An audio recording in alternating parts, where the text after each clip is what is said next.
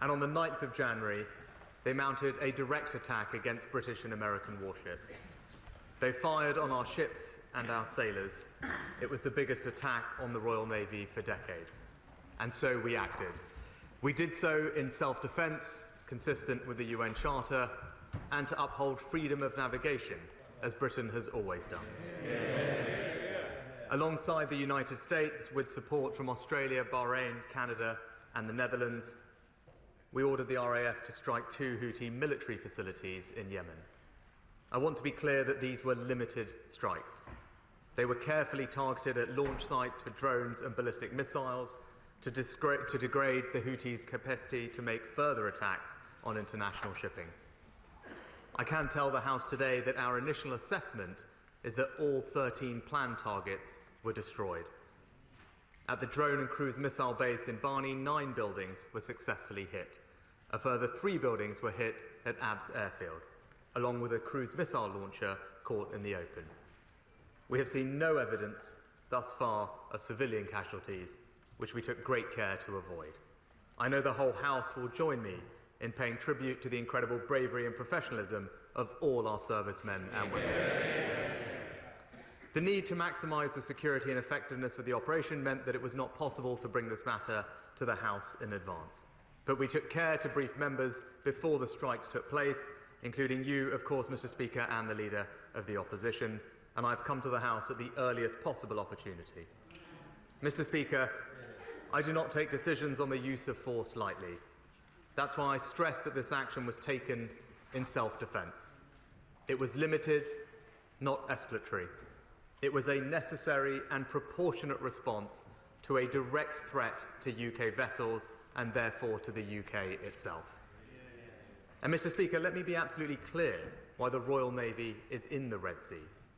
They are there as part of Operation Prosperity Guardian, protecting freedom of navigation as a fundamental tenet of international law.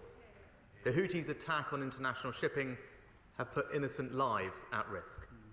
They have held 1 crew hostage for almost 2 months, and they are causing growing economic disruption. Global commerce cannot operate under such conditions. Containers and tankers are having to take a 5,000-mile detour around the Cape of Good Hope. That pushes up prices and imperils the passage of goods, foods and medicines that the British people and others rely on. We have attempted to resolve this through diplomacy. After numerous international calls for the attacks to stop, a coalition of countries gave the Houthis a clear and unambiguous warning 2 weeks ago. Last week, the UN Security Council passed a resolution condemning the attacks and highlighting the right of nations to defend their vessels and preserve freedom of navigation. Yet, the Houthis continued on their reckless path. Mr. Speaker, we shouldn't fall for their malign narrative that this is about Israel and Gaza. They target ships from around the world. We continue to work towards a sustainable ceasefire in Gaza and to get more aid to civilians. We also continue to support a negotiated settlement in Yemen's civil war.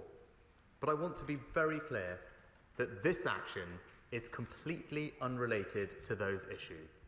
It is a direct response to the Houthis' attacks on international shipping. And we should also recognise the risks of inaction. It would weaken international security and the rule of law, further damage freedom of navigation in the global economy, and send a dangerous message that British vessels and British interests are fair game. And there is another point here, which is often overlooked. The Houthis' attack risks worsening the dire humanitarian situation in Yemen itself. The UK helps to feed around 100,000 Yemenis every month, with aid arriving via the very sea routes that the Houthis have in their sights. So, Mr. Speaker, the threats to shipping must cease. Illegally detained vessels and crews must be released, and we remain prepared to back our words with actions. But, Mr. Speaker, dealing with this threat does not detract from our other international commitments. Rather, it strengthens our determination to uphold fundamental UN principles. If our adversaries think that they can distract us from helping Ukraine by threatening international security elsewhere, they could not be more wrong. On Friday, I travelled to Kyiv to meet President Zelensky and address the Ukrainian parliament. I took a message from this House to the Rada that we will stand with Ukraine today, tomorrow, and for as long as it takes.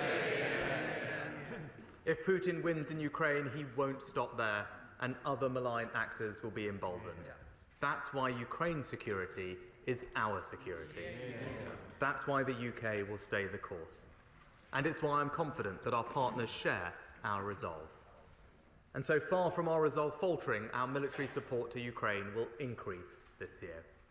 We will provide the single biggest package of defence aid to Ukraine since the war began, worth £2.5 billion.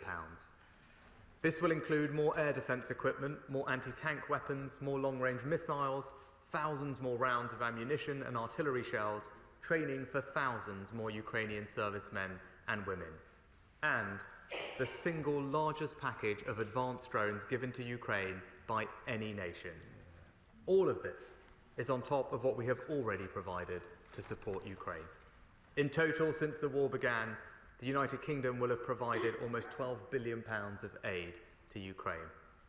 We were the first to train Ukrainian troops, first in Europe to provide lethal weapons, first to commit main battle tanks, first to provide long-range missiles, and now we are the first to keep the promise made at the last year's NATO summit, alongside 30 other countries, to provide new bilateral security commitments. Mr. Speaker, Ukraine's rightful place is in NATO, and NATO will be stronger with Ukraine in it. But these commitments will help bridge the gap until that day comes. Under the new agreement that we signed with President Zelensky, we are building Ukraine's military capabilities, and if Russia ever invades Ukraine again, we will provide swift and sustained assistance, including modern equipment across land, air and sea. Together with our allies, the UK will be there from the first moment until the last. For all of this, Mr. Speaker, I bring a message of thanks from President Zelensky to the British people. And today I hope that this House will join me in sending a message back to the Ukrainian people that we stand together as one in support of these firm commitments. We are building a new partnership with Ukraine, designed to last 100 years or more. Yes, it's about defence and security, but it's also about trade, investment, culture, and more. And there could be no more powerful sign of our unique bond than Ukraine's decision to adopt English as the language of business and diplomacy. And so through the British Council, we're going to fund English language training for the Ukrainian people. So, Mr. Speaker, in dangerous times, we are investing in defence, hardening our critical infrastructure, building our alliances, and we are resolute in our principles. International security, the rule of law, and freedom to determine your own future. An attack on those principles is an attack on everything that we believe in and on which our lives and livelihoods depend. As the home of parliamentary democracy and a leader in collective security, it is our responsibility to defend those principles and to defend our people. That is who we are. That is what Britain does and will always do. And I commend this statement to the House.